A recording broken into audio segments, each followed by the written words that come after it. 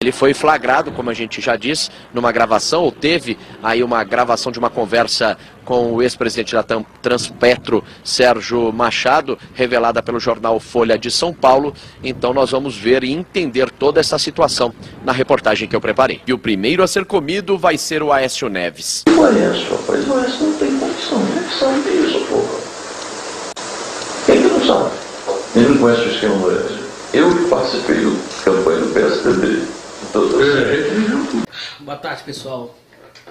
Aqui quem vos fala, Lucas Gomes Arcanjo, policial civil de Minas Gerais, investigador de polícia. Eu vou ler para vocês só um pedacinho de um poema do Rui Barbosa, Sinto Vergonha de Mim. Só para começar. De tanto ver triunfar as nulidades, de tanto ver prosperar a desonra, de tanto ver crescer a justiça, de tanto ver agigantarem-se os poderes nas mãos dos maus, o homem chega a desanimar da virtude e rir-se da honra, a ter vergonha de ser honesto. Gente, eu queria dizer para vocês que é um absurdo o que vocês estão tentando fazer, tentando colocar Aécio Neves para presidente. Esse cara é um bandido, é um playboy, viciado, noiado, notoriamente conhecido, que beneficia tráfico de droga, amigo de Perrella e companhia, que está envolvido com o tráfico de droga em Minas Gerais, que amordaça a imprensa de Minas Gerais, que amordaça nós policiais, que prejudicou milhares de famílias de professores. E vocês querem transformar esse cara em presidente? Aonde vocês estão com a cabeça? Eu denunciei esse pilantra, esse bandido de carteirinha, várias vezes por beneficiar empresas particulares usando o Detran. Lavagem de dinheiro no Detran, transformou o Detran em uma máquina de lavagem de dinheiro. E colocou uma cúpula na Polícia Civil, uma cúpula completamente corrupta, de conluio com toda essa movimentação bandida. E ainda o Ministério Público. Você viu algum dos mensaleiros do PSDB sendo julgados, sendo condenados aqui? Não, vocês não viram, porque não houve. Só foram condenados do PT. Até o Clésio Andrade, o processo dele está vindo para cá, para continuar a impunidade, porque o Clésio é da corja do PSDB, é da quadrilha do Aécio Neves. Eu denunciei e quase morri. Aqui está a prova.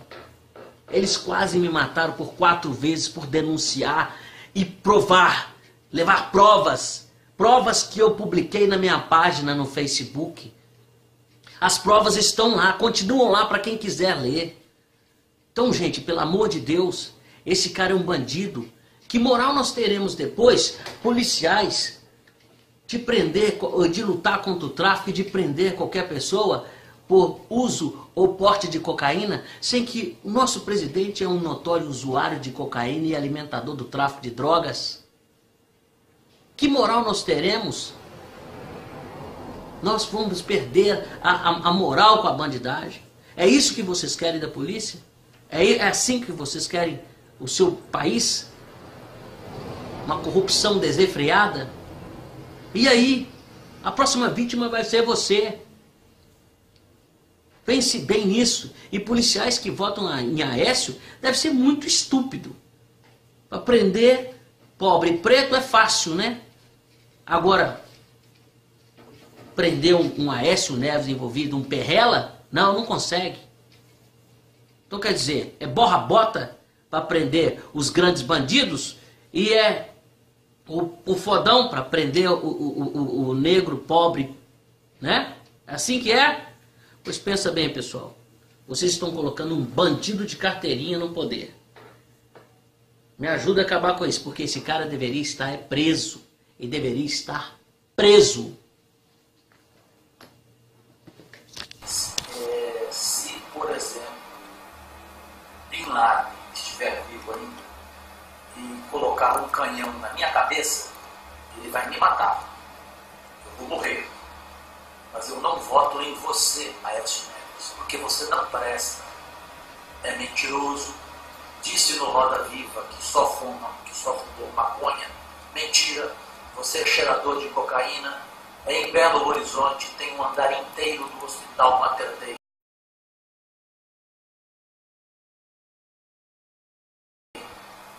À sua espera para fazer tratamento. E você não comparece. A sua irmã Andréa Neves colocou esse andar à disposição sua, ou seja, é o governo de Minas, é o dinheiro do povo mineiro pagando para o tratamento seu. E eu quero lhe dizer, com todo respeito, que cocaína, o viciado, ele é doente. Eu não estou tratando com ironia esse assunto, porque esse assunto é sério, só que tem cura. Aí, agora você mentiu no Roda Viva, como você mente.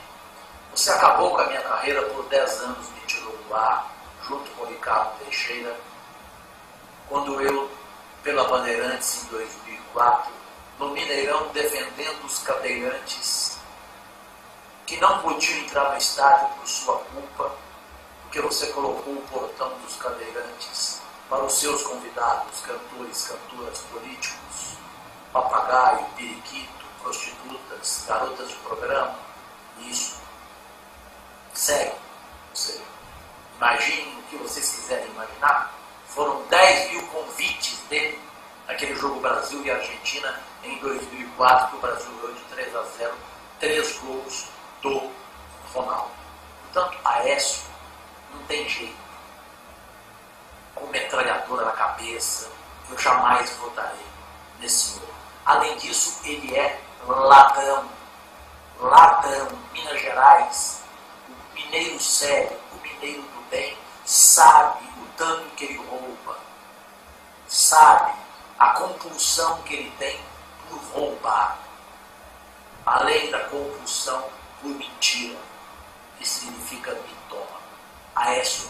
E a imprensa reacionária e sócia dessa mundanice toda, dessa salafrarice toda, porque esses grupos, os grandes grupos de comunicação do Brasil, está tudo agarrado dentro, comendo exaltinho igual, né? Naturalmente lavando dinheiro com verbas publicitárias de monopólio, por exemplo. Por que a Petrobras tem de ficar fazendo propaganda, se não tem ninguém competindo com ela? Então bota lá que nem os bancos e tal. Aí resultado prático, a imprensa escolhe o escândalo da vez para fragilizar o governante que ela não quer, para forçar o governante a se ajoelhar e fazer o que ela quer, em nome dos interesses estrangeiros, dos interesses da grande banca, etc. Esse é o grande pacto no Brasil, chocante, para a população brasileira, que foi citada pela Globo. Ninguém sabe que a Globo leva R$1 bilhão por ano dos cofres públicos, porque a Globo não escandaliza isso. R$1 bilhão. Quantas casas populares, quantas creches, quantas não sei o que e tal. Mas tudo bem, isso não é escândalo. A Veja e o Grupo Abril levam outro R$1 bilhão dos cofres públicos. Nunca fizeram escândalo disso. Nunca fizeram escândalo disso. Então essa é a moral seletiva, é o moralismo a serviço da imoralidade no Brasil. Agora, eu acho que tem que mudar a lei. É que existe nesse país é só pouca vergonha, é só malandragem, é só picaretagem, é só safadeza. E eu já tô com o saco aqui nos meus cogumelos de ver tanto sem vergonha, de ver tanto palhaço, de ver tanto cafajeste roubando, metendo a mão no bolso, emendar a nossa Constituição e meter esses vagabundos, cafajestes, ordinários na cadeia. Não gostou? Você não gostou? Você não gostou? Aqui é mais embaixo. Tá? Cambada de vagabundos que existe nesse país. Eu tô com o saco no cogumelo. Viu? Tô com o saco no cogumelo. Não gostou? Muda de canal. Muda de canal. Assistir novela ou desenho animado. Aqui nós não tampamos o sol com a peneira, não.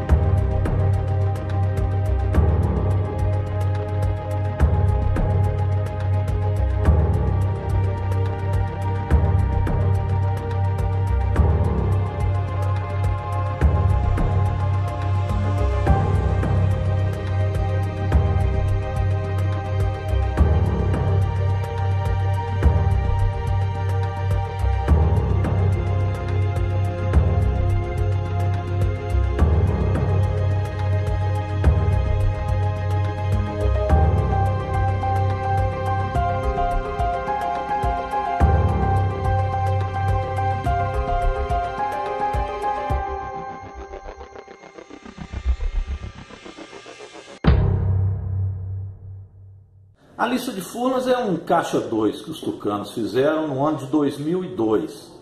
Esse caixa 2 recebia dinheiro de diversas empresas que forneciam material e faziam um serviço para Furnas. A lista de Furnas, na verdade, é um relatório apresentado pelo Dimas Fabiano Toledo do que ele conseguiu arrecadar em Furnas e para onde ele destinou. Dimas Toledo, ele foi diretor de engenharia, diretor de construção e planejamento da Furnas. Ele era politicamente sustentado pelos políticos de Minas Gerais e o Aécio, quando foi assumindo o protagonismo de Minas, passou a ser o padrinho político dele. Eles montaram então uma caixinha e com base nessa caixa as campanhas tucanas recebiam recursos. Segundo Dimas Toledo, repito, ele que assina a lista vai demonstrando quais as empresas entregaram dinheiro e quais os políticos que receberam. Todos esses políticos eram da base do governo Fernando Henrique Cardoso. Todos. Não tem nenhum da oposição, não tem nenhum de outro partido que não fosse um partido que dava na época sustentação ao Fernando Henrique. Os que mais receberam foram Aécio Neves, José Serra e Geraldo Alckmin, que eram candidatos aos cargos majoritários de governos do Estado, de Minas Gerais e São Paulo, e presidência da República.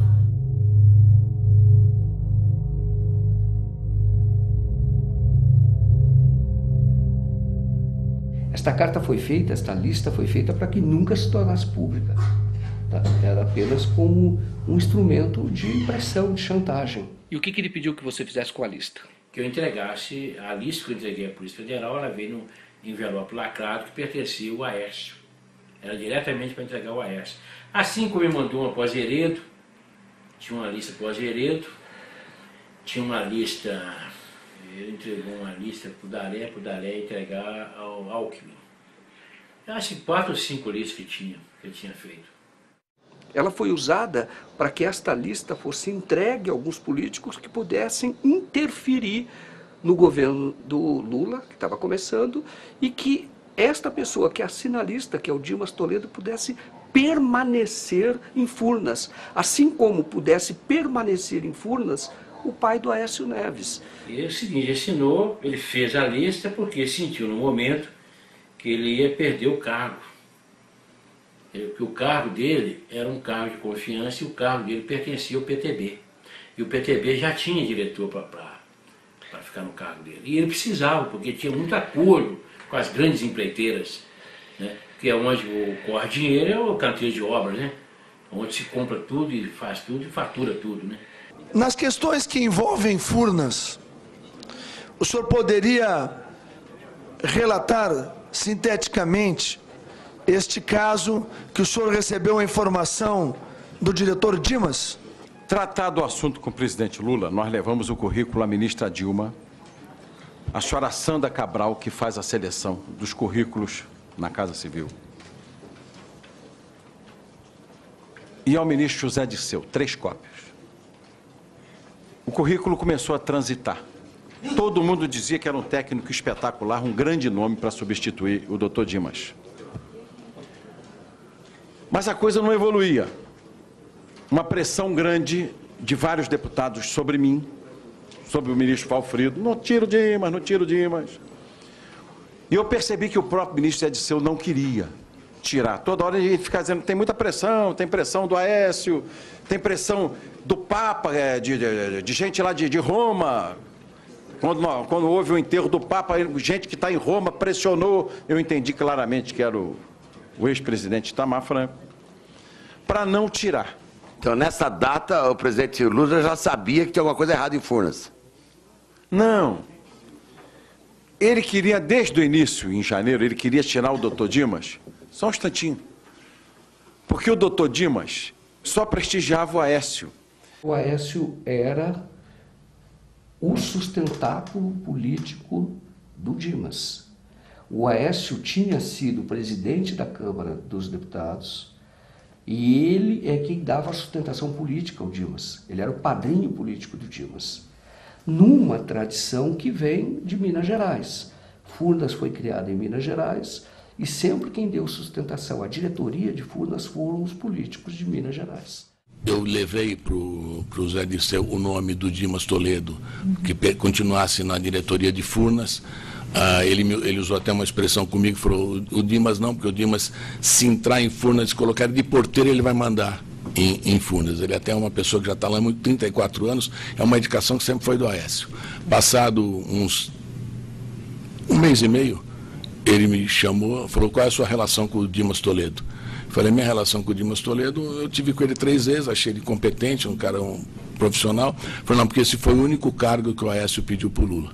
Então você vai lá conversar com o Dimas e diga para ele que a gente vai apoiar a indicação dele. Eu fui conversar com o Dimas e o Dimas, na oportunidade, me colocou da mesma forma que eu coloquei o caso da Petrobras, em Furnas era igual. Ele falou, vocês não precisam nem aparecer aqui, vocês vão ficar um terço São Paulo, 1/3 Nacional e 1/3 Aécio.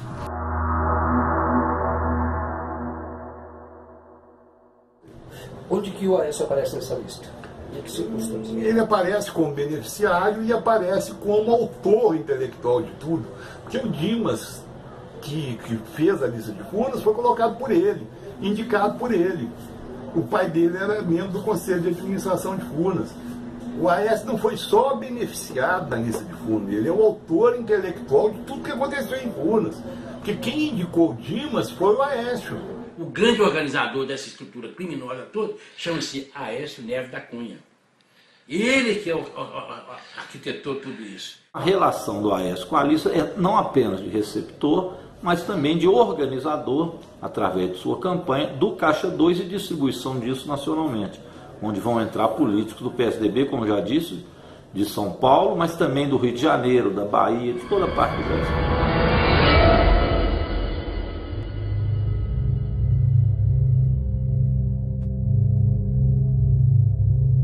Como é que esse recurso era arrecadado? Eram fornecedores de Furnas, na maior parte, e empresários do relacionamento do Dimas. No caso dos fornecedores, o caminho da propina, você simulava uma consultoria.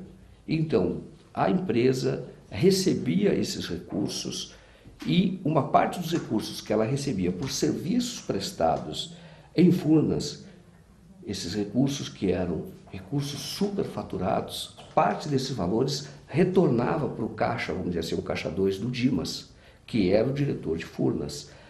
Como retornava? Na forma de uma prestação de uma consultoria fajuta.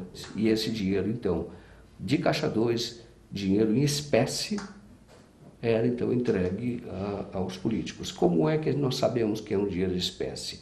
Um desses políticos, que foi o Roberto Jefferson, que recebeu os recursos, ele recebeu no escritório dele de uma mala de dinheiro. Recebeu do próprio Dimas. E ele conta, ele confessa que recebeu esses recursos.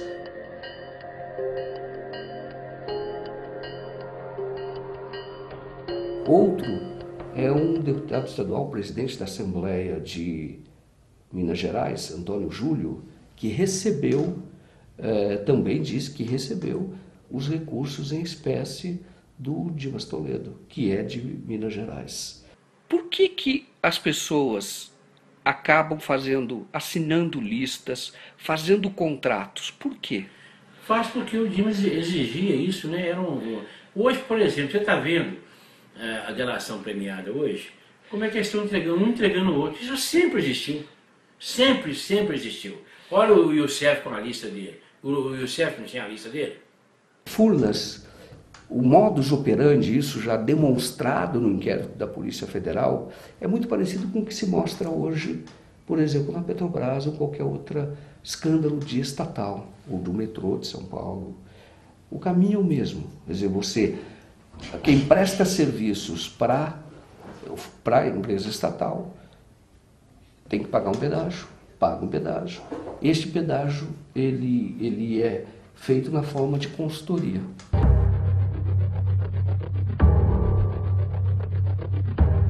Alguma vez você entregou dinheiro de algum esquema para Andréa Neves? A Andréa recebia dinheiro. Sempre recebeu. Ela usava algumas firmas de fachada. O dinheiro vinha de onde? O dinheiro vinha todo de esquema. Pode dizer algum? Vinha da Toshiba, vinha... O Dimas apurava o dinheiro e mandava entregar.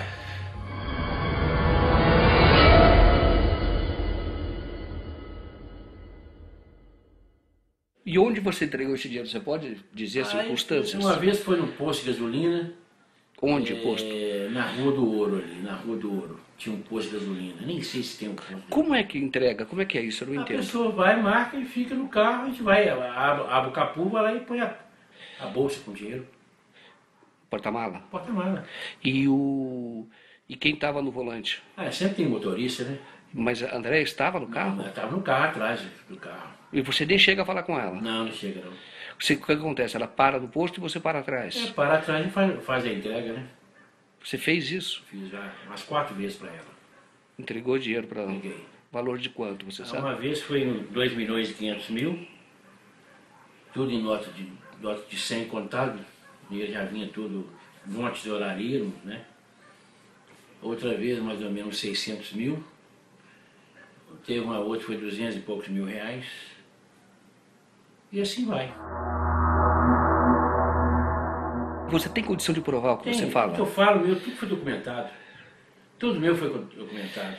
A Andréa está na lista como a pessoa que ela viabiliza os recursos para um comitê de prefeitos. Ela recebe esses recursos. Agora, a Andréa não está só na lista.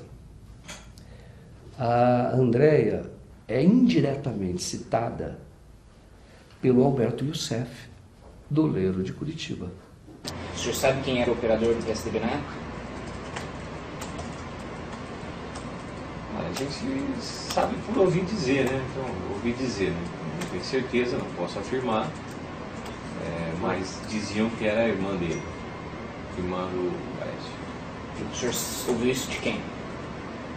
Ouvi do seu José, ouvi do próprio Daré, né?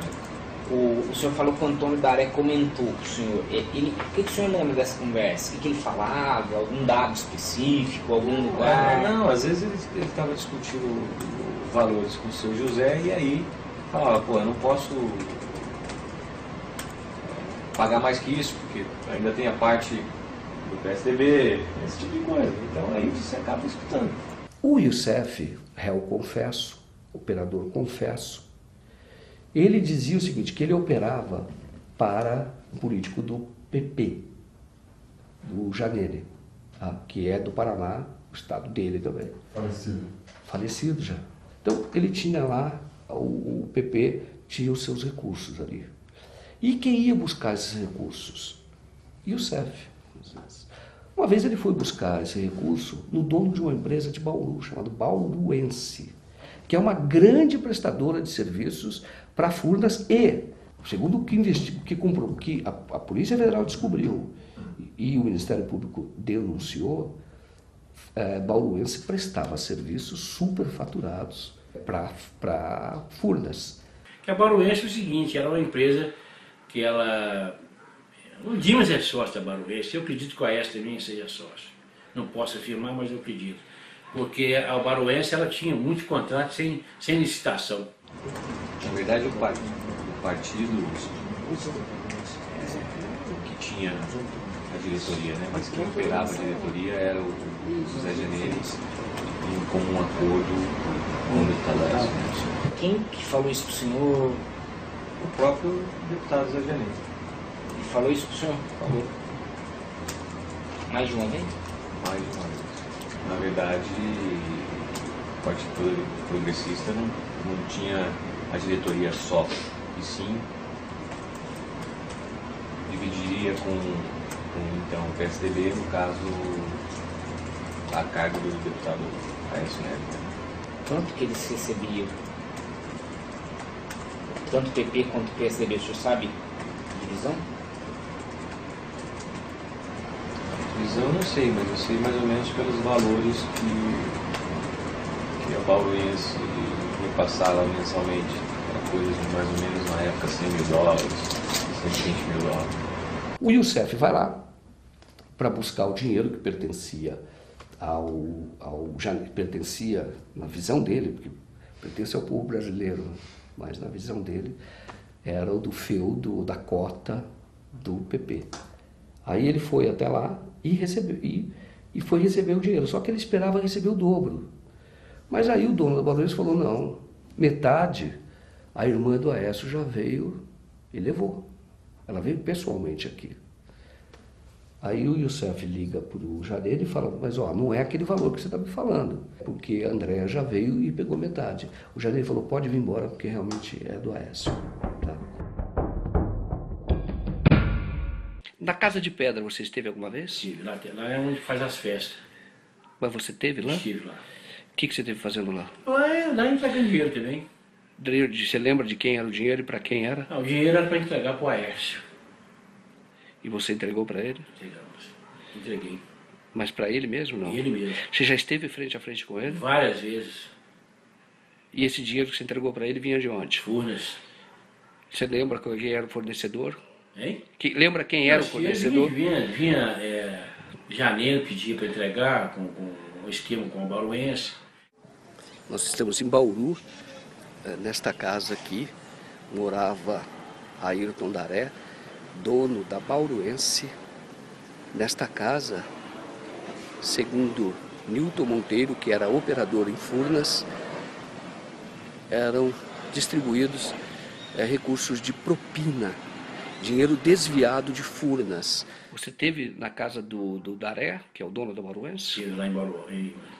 Você esteve lá? Estive lá, fico umas 3 vezes lá. Você lembra como era a casa dele? É uma casa muito grande, né? Um muro muito grande, toda murada. Aí você foi lá e entregou dinheiro? Eu peguei dinheiro lá, entregar não, lá eu pegava dinheiro. E levava para quê? Levou para quê? Entregava o esquema, né? O Dimas determinava e fazia as entregas.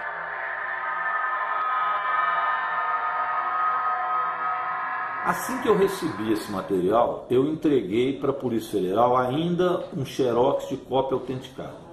A Polícia Federal, de posse daquilo, disse que não poderia saber se era verdadeiro ou falso, visto ser ainda de xerox. Aí ele pressiona o Newton para que o Newton entregue a lista original, E o Newton, então, num dia quando todo mundo dizia a lista é falsa, este homem, o Newton Monteiro, é um estelionatário, um falsificador.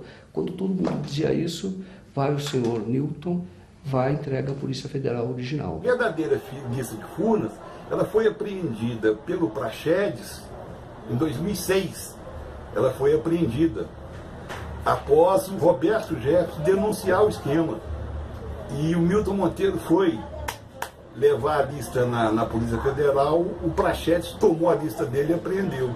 Esta lista foi entregue por Newton Monteiro na sede da Polícia Federal aqui em Minas Gerais e depois de mais ou menos um mês, feito o exame grafotécnico, a Polícia Federal detectou então que ela era verdadeira e autêntica. A assinatura é do Dimas, o documento foi impresso, todas as folhas na mesma impressora, tem lá a mesma marquinha das impressoras, então não tem nenhum sinal de adulteração, então não há dúvida de que a lista era verdadeira. A estrutura policial de Minas Gerais a serviço do PSDB simulou a existência de outras listas que eram falsas. Realmente as duas eram falsas, mas foi falsificado por eles.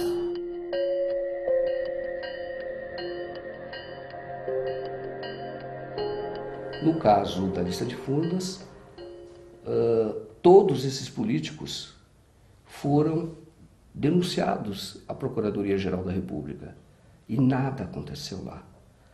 Da Procuradoria-Geral da República se desmembrou por um inquérito envolvendo os empresários e pessoas que não tinham foro privilegiado. A procuradora Andréia Baião, que fez a denúncia, ela foi promovida, entre aspas, logo em seguida. A denúncia chegou ao juiz federal, o juiz decidiu que, curiosamente, embora envolvesse uma empresa estatal federal, não era assunto da Justiça Federal, remeteu todo esse processo, que já fruto de uma investigação de 3 a 4 anos, remeteu todo esse processo primeiro para a Justiça Estadual do Rio de Janeiro, a Justiça Estadual do Rio de Janeiro, o Ministério Público Estadual do Rio de Janeiro, que poderia ter denunciado essas pessoas, remeteu para a Polícia Civil, o delegado, e o processo então voltou para a ponta e começou tudo de novo. Quer dizer, não começou, porque esse inquérito está parado. Por que uma investigação tão flagrante, tão cristalina, crimes assim, como essa, por que isso não vai adiante? Que força é esta que opera?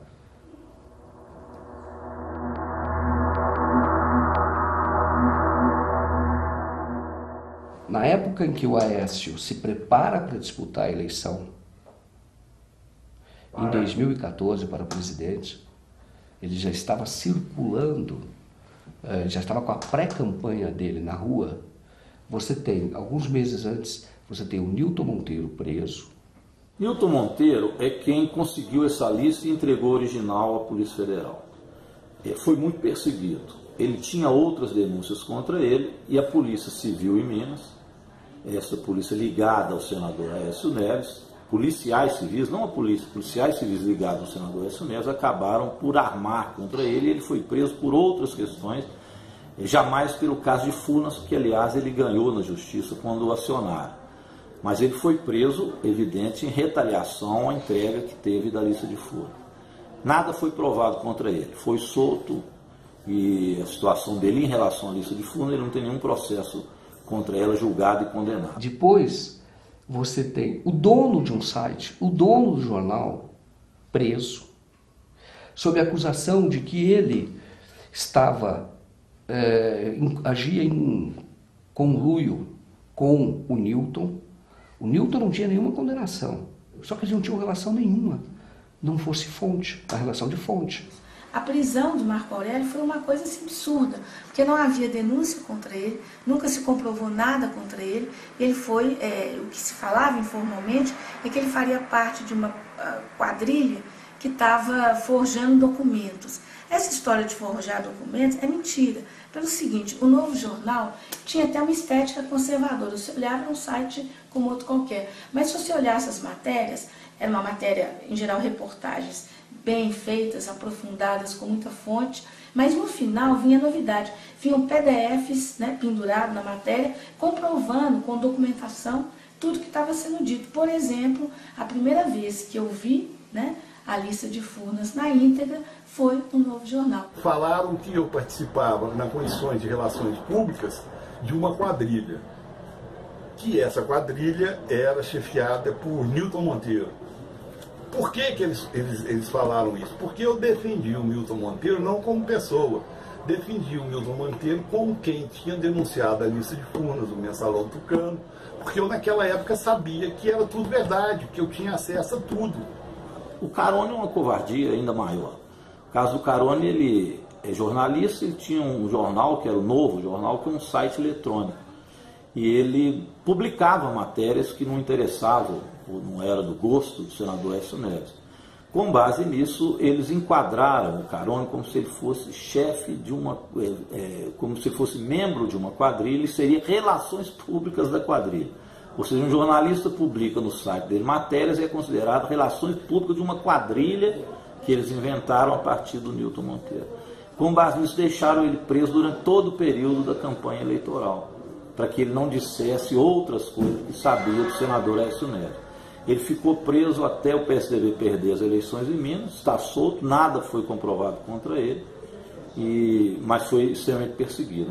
Você ficou preso realmente durante o período de campanha? Da eleição, Durante o período de campanha. Fiquei 9 meses e 20 dias. O que te aconteceu lá? Não é bom comentar não, é muito triste, é uma coisa desagradável. Os 3 últimos meses eu fiquei em isolamento absoluto. A minha relação lá, embora não possa reclamar dos detentos, meus colegas, né? Hoje eu tenho, além de identidade, eu tenho o Infopeng, que é a identidade do preso, né? Eles me trataram muito bem, me protegeram muito, sabiam que a coisa era política. Os próprios agentes sabiam que a coisa era política, tentavam me proteger, mas a direção não deixava.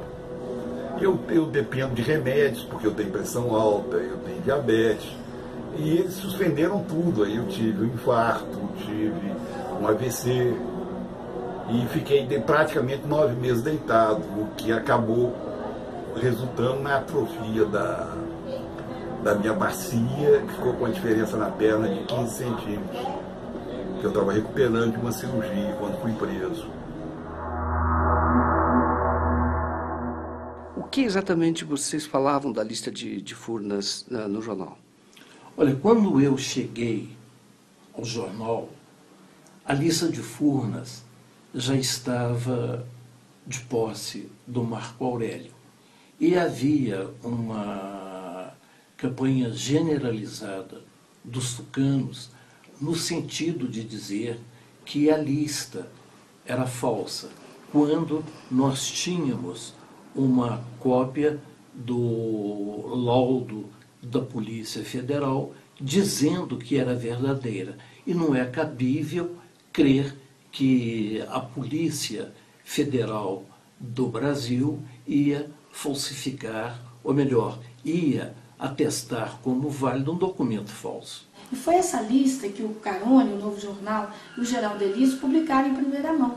E é isso que realmente, é por isso que precisava desqualificá-los. Porque se provasse, né, que aquela matéria era verdadeira, como acabou sendo provado, quem ficaria mal? Os integrantes da lista de Furnas. E se desqualificasse quem estava publicando, quer dizer, desqualificaria a denúncia e seguramente os denunciados. Além disso, a Polícia Civil consegue autorização da Justiça, consegue o apoio do Ministério Público e mandado da Justiça. Tanto os mandados de prisão dessas duas pessoas conseguem mandados de busca e apreensão na casa de um jornalista que trabalhava no Novo Jornal, que é um jornalista que já ganhou o Prêmio ESSO, uma pessoa séria, foi secretário da Cultura em Minas Gerais, excelente reputação. O Geraldo Elísio, que é conhecido no rádio, foi conhecido lá como Pica-Pau. Você fez muitas reportagens na época da ditadura militar, combateu a ditadura militar, jornalista investigativo.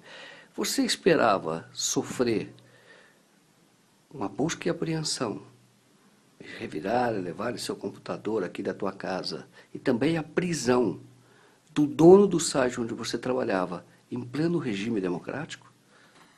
Nunca. Agiram com mais violência, infringiram mais a ordem democrática do que os próprios militares dentro do regime de governos militares. Na verdade, o que se pretendia era destruir a reputação dos dois, quase de uma forma tipo assim, olha, presta atenção, tá? Os patrões estão cooptados, grande parte dos jornalistas também, e aquele que se atrever a botar a cabeça para fora, olha o que vai acontecer com ele. Além disso, também tem, a Justiça autoriza, a Polícia Civil pede, o Ministério Público concorda, a polícia autoriza o mandado de busca no advogado do Newton e do Carone. Isso é absolutamente inusitado, isso é um atentado. Você fazer atentado contra a imprensa é muito grave. Você entrar na casa de um advogado e no escritório dele fazer busca e apreensão é tão grave ou talvez mais grave do que isso. Porque existe realmente o advogado, ele tem segredos dos seus clientes. E você, a não ser que o advogado esteja envolvido em crime diretamente, você não pode fazer isso. Isso foi feito lá. Quem mexeu com lista de furna aqui em Minas foi perseguido. Eu quase tive mandato cassado, os outros dois foram presos, sendo que o Carone por pouco não tinha um infarto e morria na cadeia. Felizmente conseguiu sobreviver, mas essa é a realidade, o fato sobre a lista de furna. Mas existe liberdade de expressão no Brasil? Existe, teoricamente existe liberdade de expressão, sim. Ou deveria existir. Mas no Brasil, o que eles não conseguem censurar através da censura econômica, eles censuram através da censura judicial, em último caso, na prisão. Essa é a verdade sobre o Brasil hoje. Isso aconteceu em Minas. Isso aconteceu em Minas não foi há muito tempo atrás. Isso aconteceu em Minas no ano passado. Isso aconteceu em Minas no ano retrasado. Faz muito pouco tempo.